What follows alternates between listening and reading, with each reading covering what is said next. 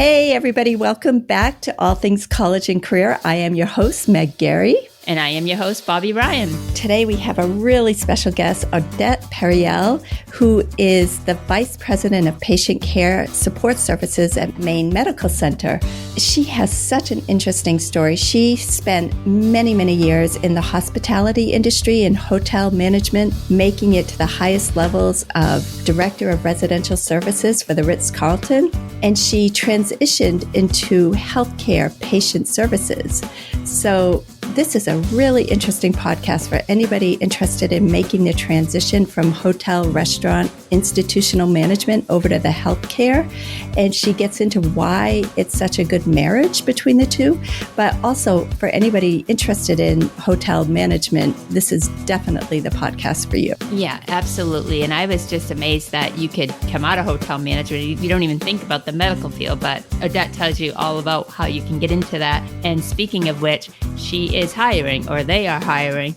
So anybody that is interested in this career, definitely reach out to Odette, and all those links will be in the show notes. Right. Particularly if you come from a hospitality background. Exactly. Yeah. If you come from a hospitality background, that's even better. But she's considering a lot of different avenues, but in particular, that would be it. But yeah, so get ready for a great podcast with Odette. Just want to take a second to ask everyone out there if you wouldn't mind taking just a couple of seconds of your time to subscribe to our podcast or leave a rating or review. This really, really helps our podcast to grow. And we appreciate anyone that has taken the time to do that. And we definitely do. Anybody that's been listening, or even if you're a first-time listener, we're so glad you're here. Thank you for supporting us, and welcome to the show. All right, enough of the intro. Let's get on to the podcast. Let's do it. Hello, Odette Perriel. Welcome to All Things College and Career. We're so happy to have you on the podcast today. Thank you. I'm super excited to be here. So thanks for the invitation. Well, thank you for joining us. We're excited to have you. And where are we talking to you from today? So today I'm in Portland, Maine at the Maine Medical Center. And that's where at I'm. Your office then, huh? Yes, I'm in the office today. Yeah, perfect. Is this the end of your work day, or where are you? So I'm hoping it's the end of my work day, but you just never know. But yes, I think this is definitely the last thing I'll be doing before I head out the door. Okay, well, I hope so. I hope you get out without being held up. But anyway, so Odette, we love to start our podcast by asking our guests 3 things that they love about their job or career. So could you please share with us 3 things that you love about being the Vice President of Patient Care Support Services at Maine Medical Center? So for me, the first that I'm going to say is that I get to work with the most amazing group of people. That's one of the things that I love about it. Every day, it is definitely exciting to work with them.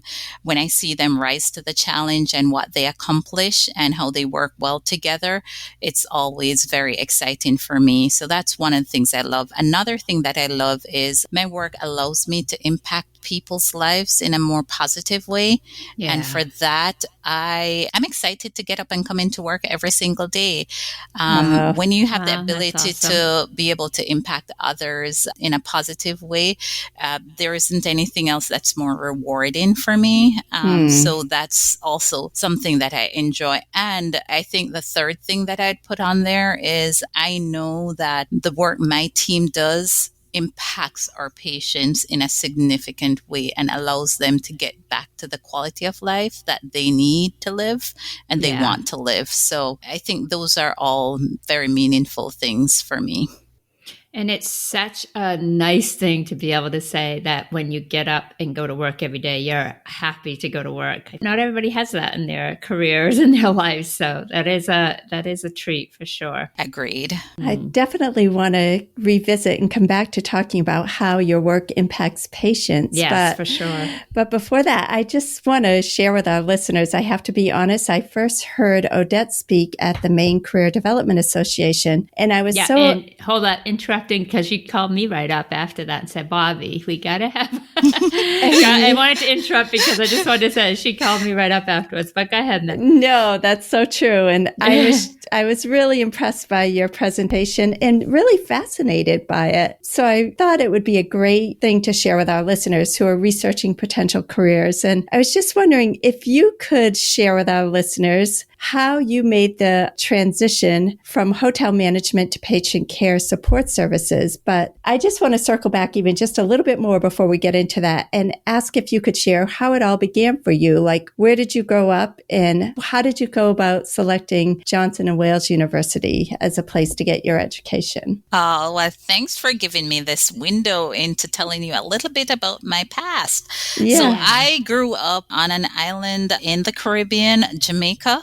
And I grew up on a dairy farm way out in Jamaica, dairy farm. And, for me, growing up in Jamaica, the one thing that I wanted to do was to become a general manager of a hotel. Because we have all the resorts and, that's where tourism is alive and well and thrives in the islands. So that was my passion. So I went to college. I went to University of Technology. And while I was there, I looked for what schools would be best to transfer to in the U.S. And I did a lot of research and I found Johnson & Wales to be a really good school that combined both practical and theoretical experiences. And so I decided that's where I wanted to get my degree.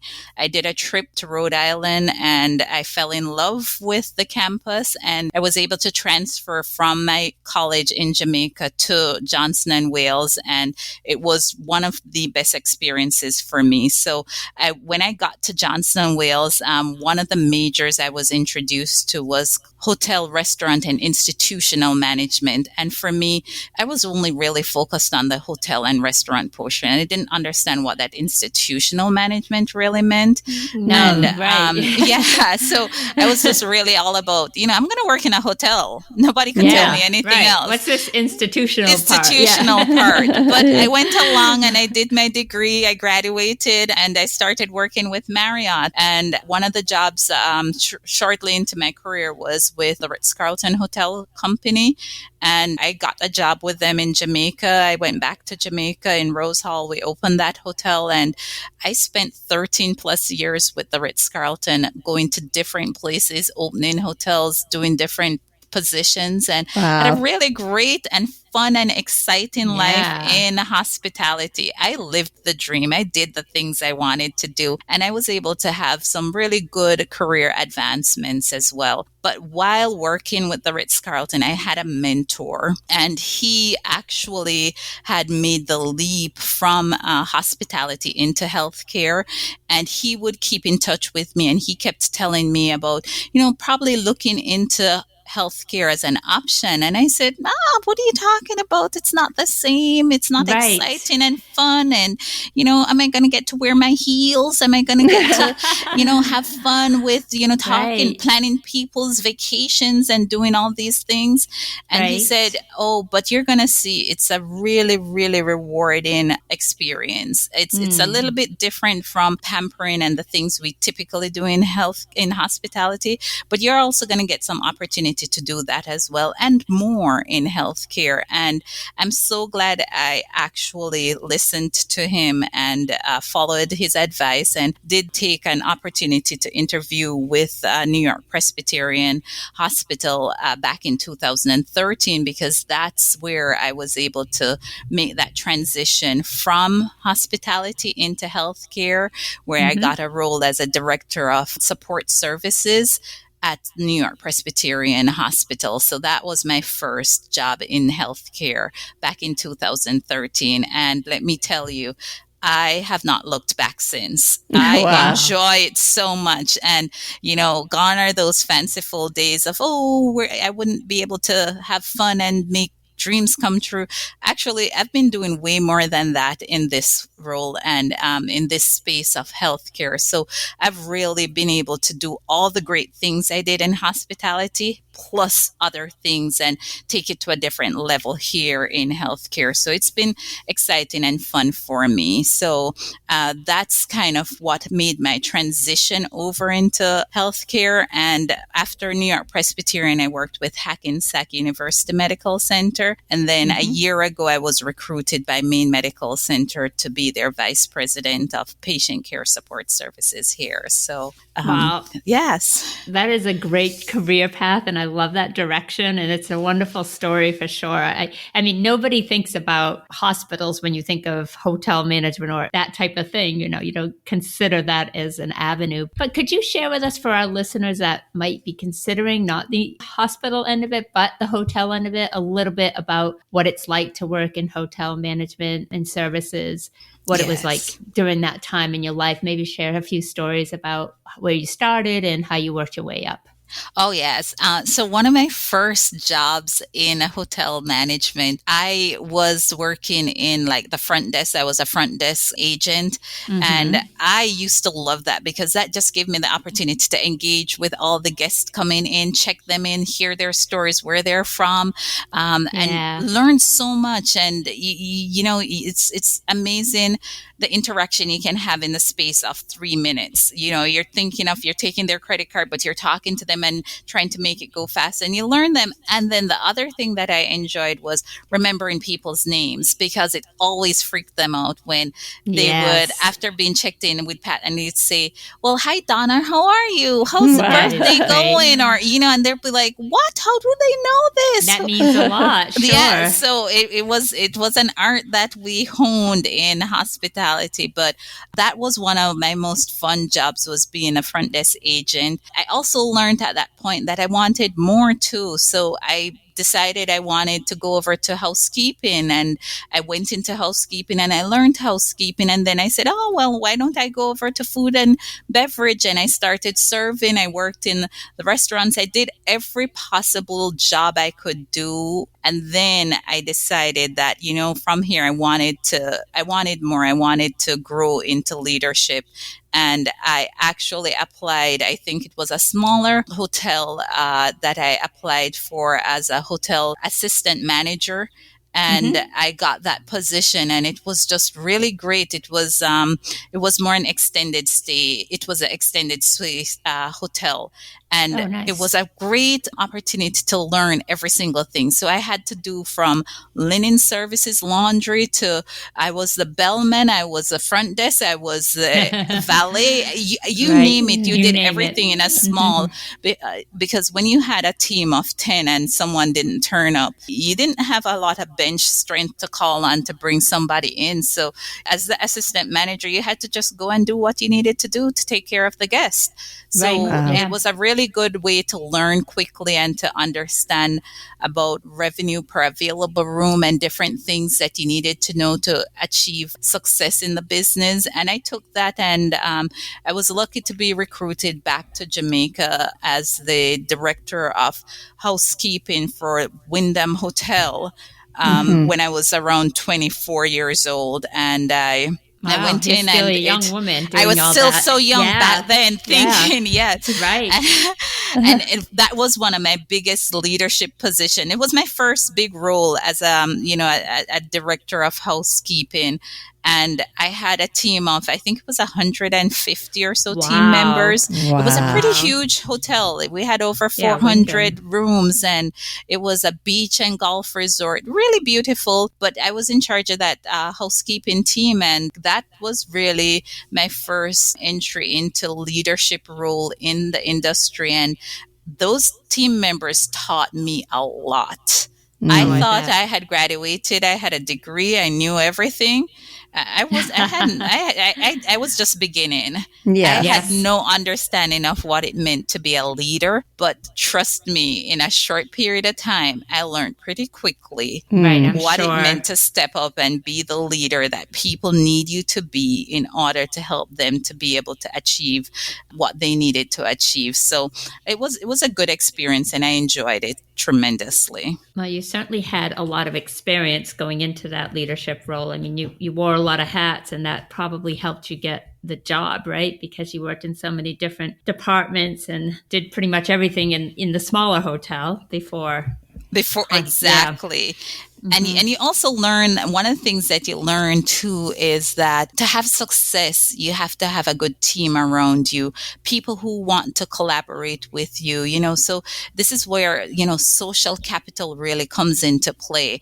And I learned that earlier, that you have to have a good team, not only the ones that you are on your team that you're directly responsible for, but who can you reach out to when you need someone else to come and assist you? Who is in your social capital network that you can call on? And, I say that because I had the opportunity to work in multiple places. One of the places I went to work was in St. Thomas in the U.S. Virgin Islands. And I remember arriving in St. Thomas, beautiful resort. And I get there to the island and I said, ooh, this looks small. And I was like, well, how many hotels are here? And I think there were like 3 or 4 major hotels on the island. Right. And, my first thought was, I think I need to reach out to my colleagues. I was a front office manager for the Renaissance. That was the job I'd taken on there. The first week I got there, I made sure I called all the front office managers at all the major hotels. And I introduced myself and I suggested, you know what, I think we should just get together and meet each other because something tells me that we're going to need each other. Oh, you were so smart. That's a great idea. Yeah. And within a week, I said, you know what, since it was my idea, I'll be the first to host everyone. Come on over. And it was a group of 4 of us. We got together. We had dinner at my hotel, had a good time. We got to know each other. And there was only one. It was so interesting because during that call around, there was one of the 3 people that I actually knew, and I didn't know I knew them until I introduced myself on the phone. That young lady, her name was Christine Allen, and she and I went to college together. Can you believe that? No way. And we were living, yes. Wow. And I was like, wow, isn't this a coincidence? So we all came together and we started networking, and it was because we had that relationship, and we decided that we were going to now do this on a monthly basis to support each other.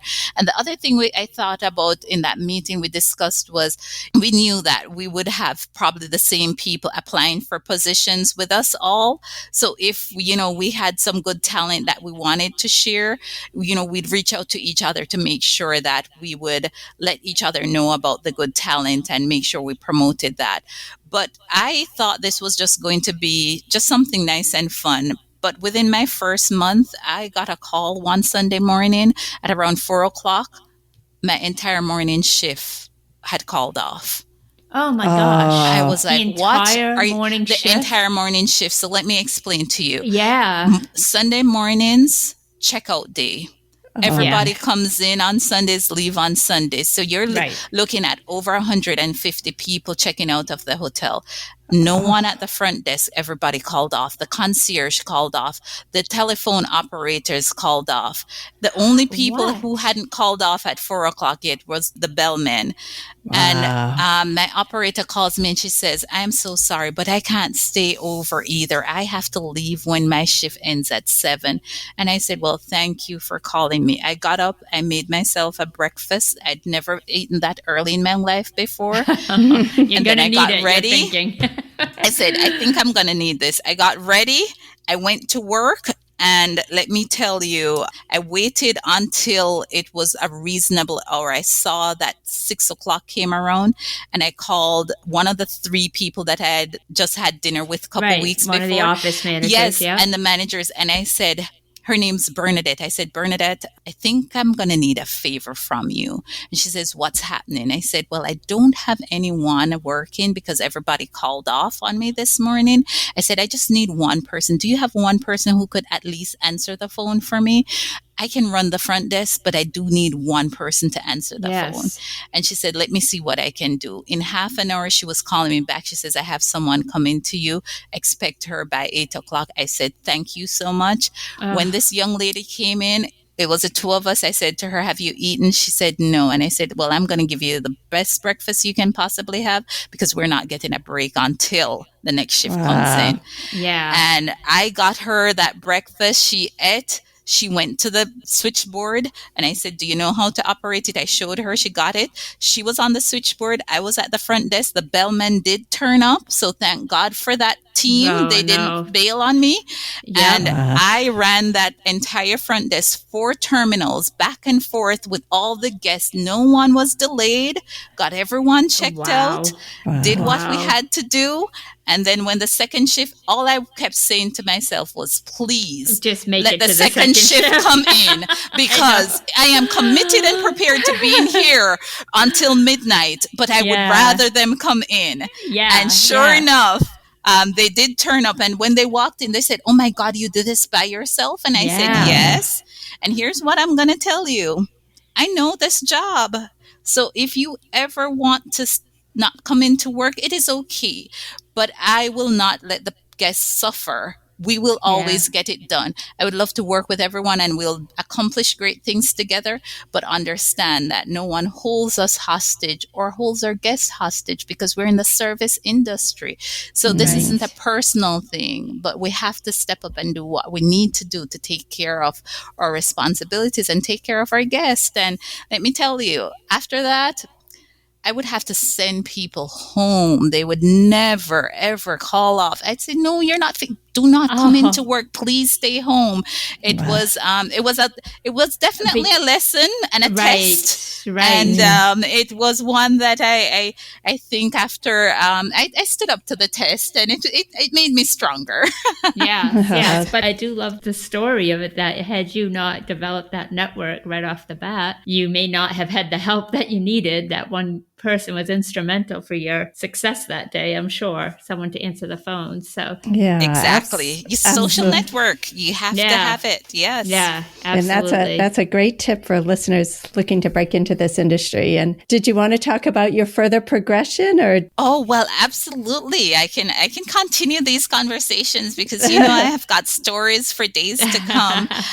So, that was one instance where in St. Thomas, I spent around 3 years or so in St. Thomas and I did the front office, which was, I worked in a couple different Marriott hotels in the front office there. And then after leaving St. Thomas, I moved up to what we consider an assistant rooms exec position, which is definitely a promotion in the rooms division for hospitality. And I took a transfer and went to the Ritz Carlton in Tyson's Corner, which was definitely in a big city. Imagine coming from a small island of St. Thomas to just outside of DC at the Ritz Carlton Tyson's Corner transition. there. Big transition. And as the assistant rooms exec, I was the second in charge of the rooms division. So I now had the directors who reported to me for the different departments, from front office to housekeeping to, bell services, the spa. I worked with all those other departments now. And this now was at a different level because,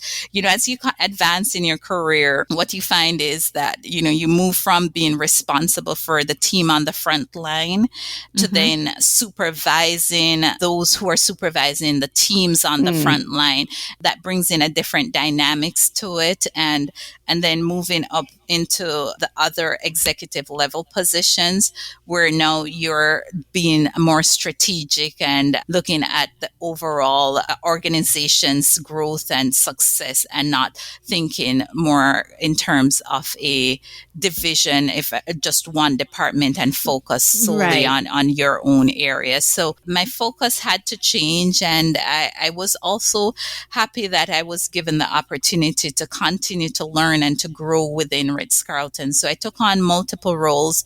But one of the things I have to say as I grew along with my career was I definitely seek the opportunities to learn every department I could, because one of the things I thought was really key is having a good understanding of all the departments that I would be one day responsible for. I thought would be very valuable Of to me. course, So yeah. I made sure while I was at that middle management level, I worked in the spa. I became a spa director. I was front office manager. I did director of housekeeping. I did multiple departments and had that opportunity to lead those departments. So when I finally got promoted into the rooms exec position, where I'm in charge of the entire rooms division, I had a much broader scope of all the departments and all the areas, and knew what was needed to be able to be successful in that role. So I was able to have growth and advance quickly through the organization, but I also did do my due diligence of making sure that I learned along with it as well. I wasn't just trying to climb really fast, but I was No, also right. trying to learn as well as climb. Well, right. And that just builds respect from your Yes. coworkers too, because, when you've been in the trenches and all the different departments, and then when you do get that promotion, they're not as resentful, and it's more of a coming from a position of respect, I think. Right. Learning the business from the ground up, it's huge. Yeah. Yes. And also, I worked with the Ritz Carlton for over 13 years. And during that time, a lot of my friends who we were colleagues, at some point, I also became their supervisor to their leader. So again, it's the relationships that you build with others, because if you don't have a good relationship and if people don't respect you or they can't look up to you in terms of having you be that person who could lead them, then it makes it difficult as well for you. It's not that it's impossible. It can make your job a little bit harder. So it was good for me to be able to understand these dynamics and know that this was something that I also had to work on, is my relationships with my colleagues, with my coworkers, because understanding that I knew I wanted to grow into more leadership roles, and eventually one day I would probably one day be a leader for them too. So I needed to make sure that as I advanced, I was respectful to everyone throughout the process of how I conducted myself. So important. And that makes a lot of sense. And now I know you got your master's somewhere in there. Did you do that while you were working at the Ritz Carlton, or? Yes. So while I was in St. Thomas on the island there, I said, you know what? I should do something more than just enjoy the beach when I'm not working. So I decided, I don't know, enjoying the beaches. it was good, but I said, I should do something else. So I decided to go. Back then, my best option was to go online. And back in those days, University of Phoenix was just really, it was coming off the ground. It was popular and easy to access. And, I took advantage of going online and doing my program, my master's program through them. And, I have to say it was wonderful to have that opportunity, because before, it would have been hard to do that living on an island such as St. Thomas, because luckily in St. Thomas, there's a university there, but trying to do class and work full time and it becomes a little hard. So I was glad when the introduction of online learning came about and made it easier for us to get our degrees and to continue to work full time while trying to do that. So that's how I got my master's degree done, was while I was there in St. Thomas doing it online. Yeah, and now a lot of people are getting their degrees that way. Absolutely. So It's the thing to do it. Now it's just if you're not doing it online, especially now in the days of COVID, everybody's online learning, even preschoolers. They're doing online. Yes. Unfortunately. It's so true. It's a how bit far crazy, we have but come. I know, Yeah. right? Well, we're lucky it's an option with all that's going on, at least. Yes. And now a message from Meg. Thank you, Bobby. I just wanted to quickly break in here to share. I am now an FCD instructor, so if you would like to become a certified career counselor through the NCDA, I can now make that happen for you. I also offer career coaching and academic advising. To learn more about any of these services, please visit my website, Academic and Career Advising Services. I will include that link in the show notes. Now, back to the podcast. So something I want to wondering if you could share with our listeners that I found so fascinating about your discussion with us is that why would a hospital want somebody in hospitality? There you go. That is a good question. So when I talked to you guys, I introduced the concept for you of explaining that CMS, Center for Medicaid and Medicare Services, is the largest insurer in the U.S. And, one of the things that they've had to do over the years is try to cut back the cost for Medicaid and Medicare services. So in doing that, out of this came what's known as the Affordable Care Act. And the Affordable Care Act, which now asked, instead of just every time a patient goes to a hospital, the hospital can just ask for reimbursement. They're now having hospitals be held accountable for the work that they're doing to take care of the patients. So now the patients have more say in their care. So CMS introduced what's called the HCAP survey, and the HCAP survey gives patients ability who are on Medicaid and Medicare services ability to rate their experiences in healthcare. So now percentage of the reimbursement for that patient's visit will be based on how they rate their hospital experience. Wow. Yeah. And there are 9 domains that are a part of this survey that hospitals are now being held to. So there's a certain percentage, it's around 30% of the reimbursement for a Medicaid, Medicare patient that's linked to their HCAP scores. The other 70% is based on clinical outcomes. So if you're imagining that you're hoping to get back that reimbursement from CMS for the amounts of money you've spent on that patient's care, then you're going to want to do everything you possibly can to make sure that you're hitting the mark. So now the measures of how you're rating are now linked in alignment with how ratings are done for hospitality experiences. So everybody's used to the star rating. Do you have a 3-star hotel, a 4-star hotel, Right. 5-star? So they've now aligned their ratings of how they rate hospitals based on the HCAP scores on star ratings. So everyone knows that 5-star is anonymous with well done. Yeah. Excellence. Really good. Yeah. Yes. Excellent. Right.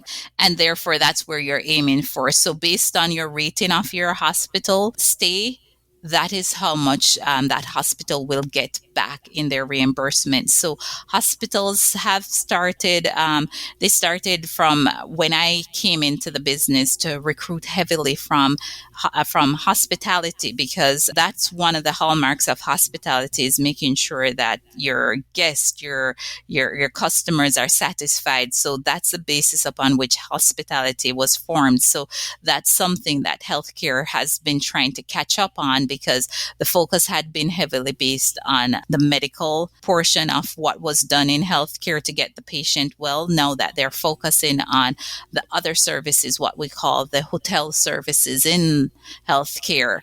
Because we know that when people feel comfortable and they feel more welcomed and are at ease, they will relax and they will heal and they will get better faster. So all of those things have been impacted into the survey to help them. So that's kind of where this whole focus has been on trying to drive more hospitality in healthcare.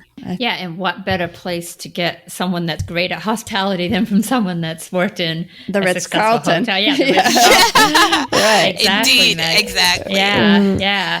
Right. So- That's so interesting. It is really interesting. So Yes. you're saying the patients fill out a survey like when they're ending their stay? Is that how that works? And- After they have been discharged. So Okay. after a patient's discharged from a hospital, they will get a survey that's sent to them, and they will be asked to complete the survey to help them, like just to give some feedback on their experiences. And again, this HCAP survey only goes to those who are on Medicaid and Medicare services. So if you're on a private insurance, you wouldn't get this particular survey.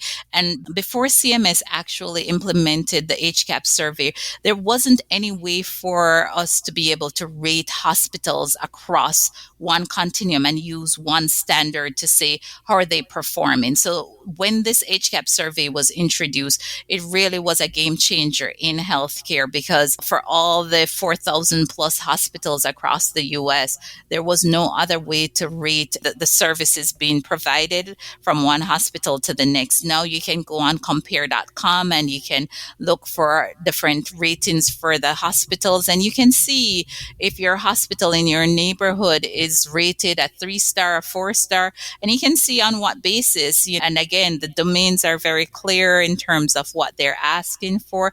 So it definitely has changed the perspective a lot. And especially in today's world where, we live by technology, our phones are attached to us. So, everybody has access, whether it's to Yelp, whether it's to Facebook, whether it's to Instagram.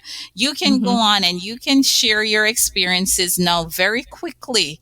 Yes, with people out there. So this is just another way to give the customer, which a patient is a customer, the ability to be involved in and be a part of that experience. Because when you're healthy and you're in good health and you're going to a hotel, that's been done for you already. And you're not vulnerable. You're not in need of help. You can take care of yourself. So why shouldn't you have that when you're at your most vulnerable and when you need the most care?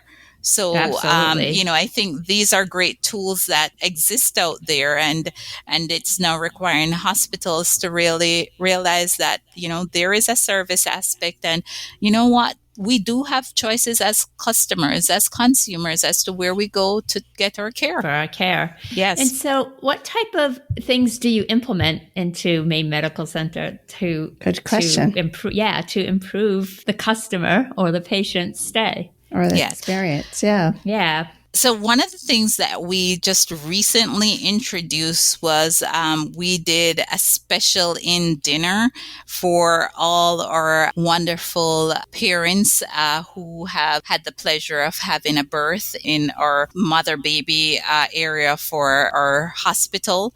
Fun. And yes, it's a wonderful thing where they get to choose which evening they'd like to have that dinner in.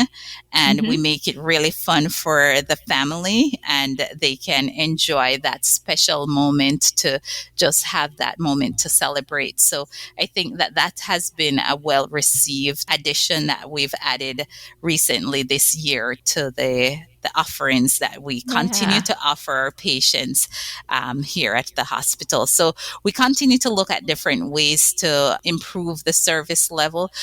We also know that it's in those moments, what we focus on making sure that we do is we hire friendly and we train on the technical aspect. So, for example, in environmental services, our team members are one of the few people going into the room that really has nothing to do with the patient's clinical aspect, but also is somebody that the patient can relate to and just have an interaction with. Because if you think about it, especially in the last couple months when you didn't get many visitors in a hospital, you really need somebody who you can just, a friendly face, that makes such a difference. And somebody who's warm and welcoming and just really there to say good morning and check in just to say, hello, Miss Smith, how are you doing? Did you rest well last night? And just be able to engage and interact with them. And our team members, they take such good care and pride in taking care of our patients, and they work really well with the nurses on the floors to just really make sure that they're looking out for every single patient, because it takes a whole community, it takes all departments pulling together to take care of every patient in here. It's not something that's just one-sided. It's not only on the clinical side. It's every team member, that's where patient experience happens across the continuum of care. So we all work together to really make sure that we're pulling in the same direction to do that. A team effort. Team effort, yes. So do you do some training with people in the hospital, like maybe bring them in and say, these are the types of things we're hoping to do to help our patients have a better experience here? So we are constantly training our team members in all the departments on a consistent basis, because it's not one and done. It is an ongoing thing. So we're training them all the time and just reminding them why we're here. The biggest thing is connecting them to our mission and our vision.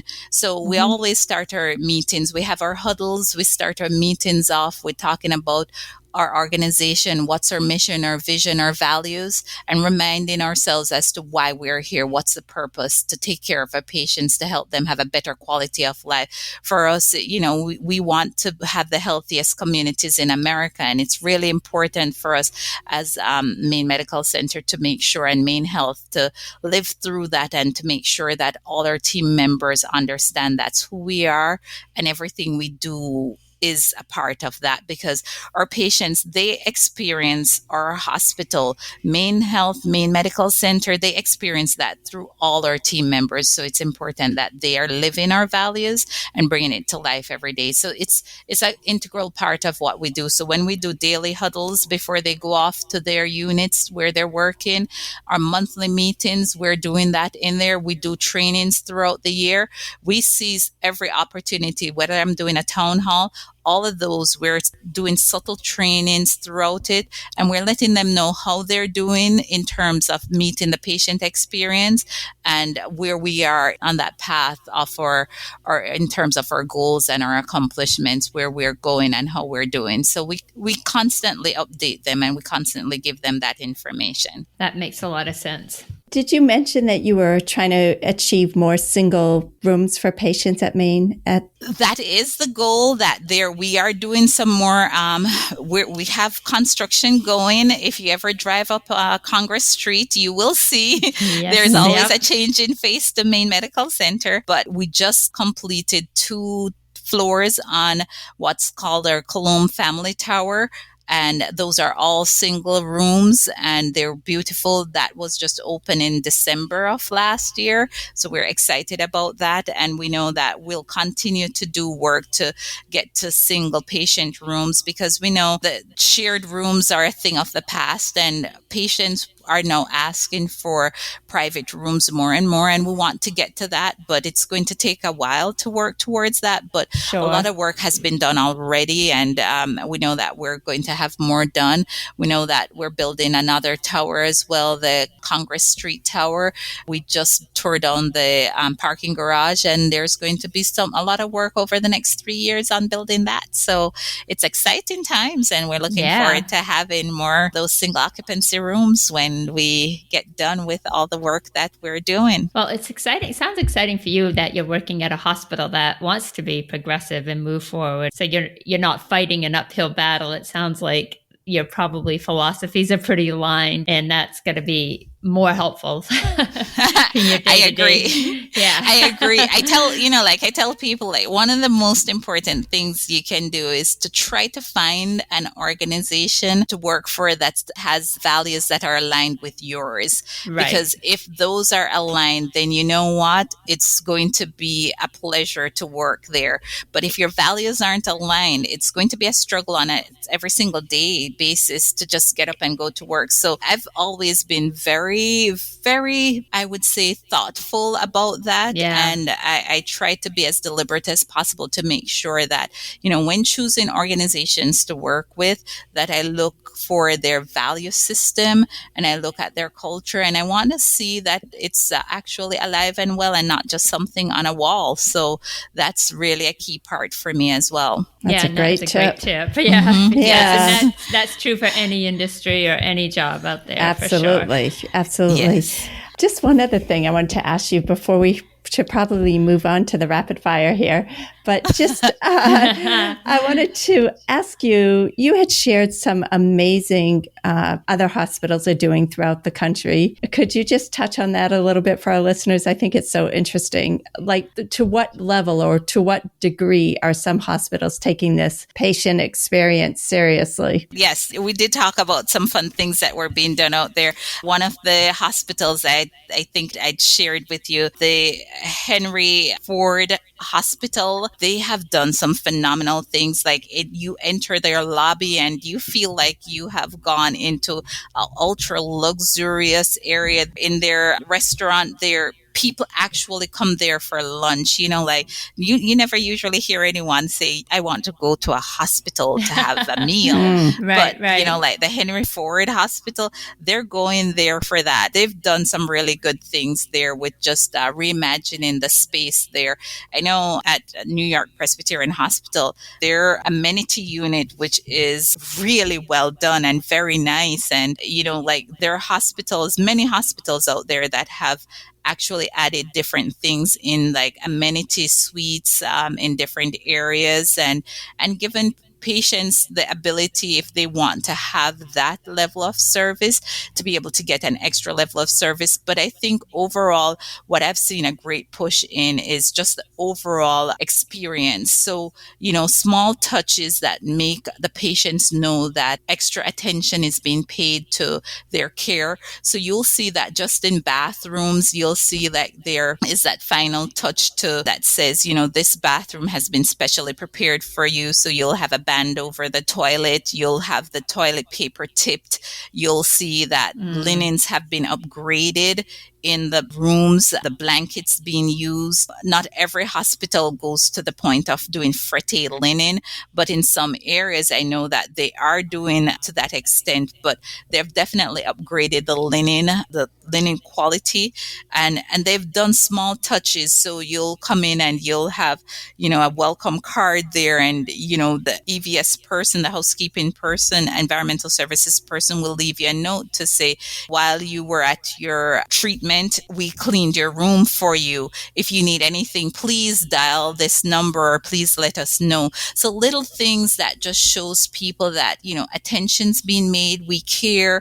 Those small touches are definitely being done. We've done a lot of different things in terms of adding to like the dining experience, creating that, instead of making it seem the traditional hospital type experience where you get, now it's introduced to having room service. So room service is now very popular amongst a lot of hospitals. So you can call down for your meal when you want it. What a concept. Yeah. It's not just brought to you and you just take it, or you don't take it when you get it. And, it's cold when you're about to eat it. But now your meal's brought to you at the temperature that you need it to be. And you get choices. You have options. Of course, there is some guidance around there because we are in a hospital setting. There are dietary restrictions that need to be met, but those have been implemented. But also, there are a lot of hospitals that have also implemented concierge services, so that even though you're in the hospital, you can get certain amenities and you can have the access of having a concierge to be able to help you plan certain things. So that's available. The last hospital I worked at, Hackensack, we had a spa there. Hackensack had a spa, a full service spa. So if you wanted to get your hair done a little bit, you wanted to have a pedicure or manicure, that could be arranged. So there are so many service levels that have been enhanced over the years that have just taken it from what used to be the old traditional hospital experience and really brought it into, I understand that I'm sick and I'm getting better, but I can also get better with a better quality of existence. Amenities doesn't mean that I won't get better faster.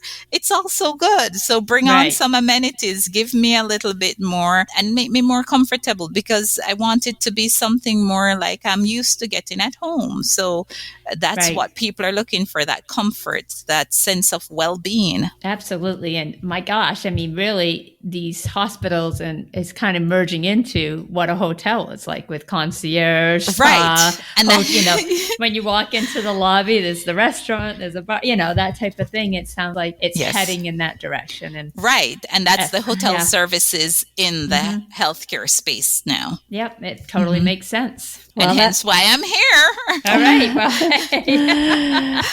I'm glad you are, especially at Maine Med, because that's someplace that either of us could end up, because that's nearby. True. So. Yeah. But I have to say, I do want to say, though, that, I really do encourage anyone who's looking for opportunities to transition their career. So, studying hospitality is really great, but there is a really vibrant, full career ahead in healthcare services as well for those studying hospitality. And, I think I'd shared this with you guys when I did that meeting with you, is there are some great benefits. In healthcare, there's a little bit better balance, work-life balance, because you get to at least be able to enjoy weekends off in some cases, maybe every other weekends based on where you're working and what your role is. But in hospitality, like the weekends are always the busiest. You're always on call. Holidays, you always have to work. It's a little bit different in healthcare, but there's also a lot of opportunity for career growth as well in hospitality as well as in healthcare. So, there are definitely a lot of options to be had and a lot of venues. And there are similar positions. As I said, there is customer service positions that are very similar. There is food and nutrition services positions that are similar in healthcare and hospitality. We have chefs in the healthcare space, just like we have in hospitality, linen services, linen and laundry, housekeeping, environmental services. You have the bellmen who are similar to what we would call patient transport. So there are a lot of positions that are similar. Crossover. Engineering, facilities, you name it, the jobs, accounting. There are so many different types of jobs in the healthcare space that, I really encourage those looking for careers to be open to healthcare in many, many aspects, not just hospitality, but just in multiple divisions and different disciplines. Yes. Right. That's a great advice because not everybody thinks of it that way. So it's a good tip to pass on. Yes. All right. Well, hey, I think we're at the point of our podcast. Yeah. We're going to have the rapid fire questions, Odette, and not too tricky. They're just for fun and never rapid. Meg and I still don't know why we call it rapid fire. But we do. We do. So, all right. Are you ready? Yes. Okay. Can you play a musical instrument? No. That's quite all right. Trust me. Meg and I both played the clarinet when we were kids. Yeah. I have tried to play the recorder. It did not go so well. Yeah, that's a tricky one. Yes. I mean, I'd love to be able to play piano or guitar, but yes, it's I clarinet. would too. Okay. Yes. What is something you could not give up? I don't think I could give up workout, like exercising, doing something active. I couldn't give it up. Yes. Right. Probably gives you peace of mind and it keeps the stress down and makes you feel good. Yeah, for sure. I'm with you on that one. Okay. Yeah, definitely. Do you have a favorite thing to wear and what is it? Oh, so a favorite thing to wear. If I have to go with something, I'm going to just say I probably end up wearing darker clothes a lot. But I just think something simple that I can never go wrong in is a black outfit. I don't know why, but it, black. it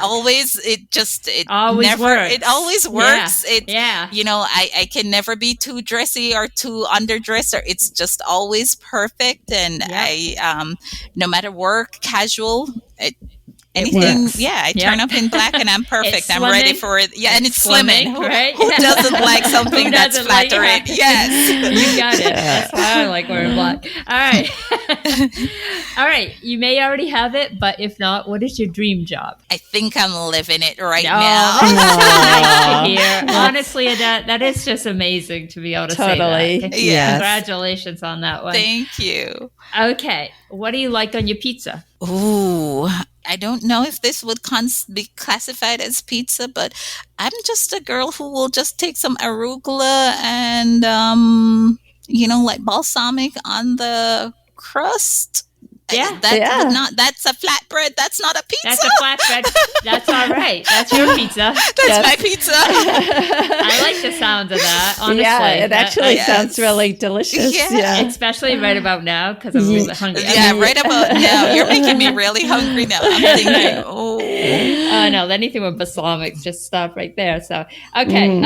Teenage heartthrob. Oh, well, I don't know if this would be considered teenage heartthrob, but I'm going to fast forward to saying I think Remington steel is the, Sure. oh my gosh, I grew up on Remington steel. Yeah, so I'm going to that. hold on to Remington steel, Pierce Brosnan there. Do not blame you. I mean, he's a definitely classic, good-looking guy for sure. Yes. Okay, if you had to sing karaoke, what song would you pick? Oh, let me see. I don't know what I'd pick either. I don't know what I would pick. I'd have to go through that book and see. I'd sing maybe like what's the song in Grease with Olivia Newton-John and John Travolta? Yeah. You better shape up. Yeah. That one I'm going to have to think about. All right. We can skip that one. Okay. What is a talent you wish you had? Ooh, I really wish I could play an instrument. Yeah, going back to that. I really wish I could. Or even if it weren't an instrument, I wish I could sing. I had the voice to sing. But yes, an instrument really is what I would love to be able to just play. I know. Yeah. Without having to spend the 10,000 hours it takes. Yes, to learn. right. Couldn't I be one of Yeah. those genius, a prodigy? Yeah, savant. Savant. Yes. Yeah, Mozart. What's Right. wrong with I Can know. I just be Mozart? Yes. I just want to get up and too much? Really? I don't think it is. I don't either. I'm hearing you. God. Okay.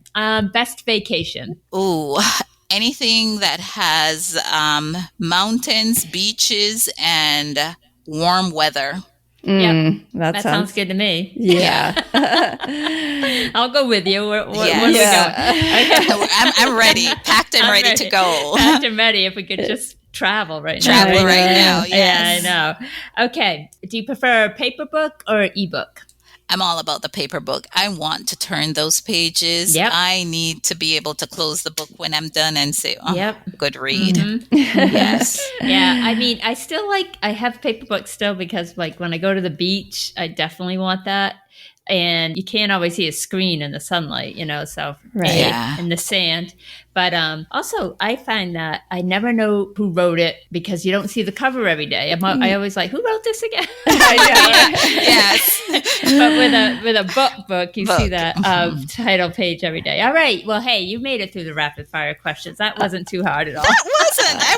I'm here ready to answer more I know, questions. yeah, well, Come on. You are ready just and nailed willing. it. Yeah, Yes. you did. Well, Odette, thank you so much for coming on and sharing all your amazing knowledge about hospitality and now patient care services. So I know you helped a lot of listeners out there. And thanks again for sharing everything you know. Oh, thank you both. I really enjoyed this, and I can't say enough thanks to you for giving me this platform.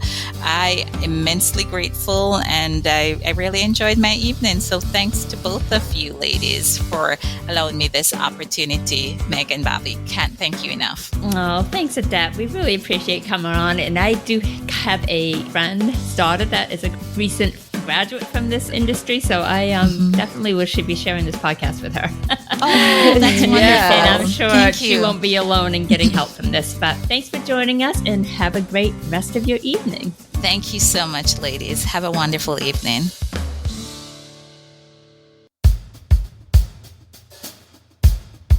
Thank you so much, Odette, for coming on and sharing your vast and amazing knowledge of hotel management and patient care services. And I think Maine Medical Center is so lucky to have you. Oh my gosh, yeah. It makes you think, gosh, if I have to go to Maine Medical for anything, then you're going to get good service. Yeah, absolutely. Yeah. So I know this is going to be a very helpful podcast for anybody considering hotel management, institutional management, restaurant management, or patient care services, transitioning to healthcare. Yeah, absolutely. We really appreciate you being on the podcast. Yeah, thank you for coming on, Odette, and have a great day, everyone. Have a great day. And this has been an Academic and Career Advising Services production.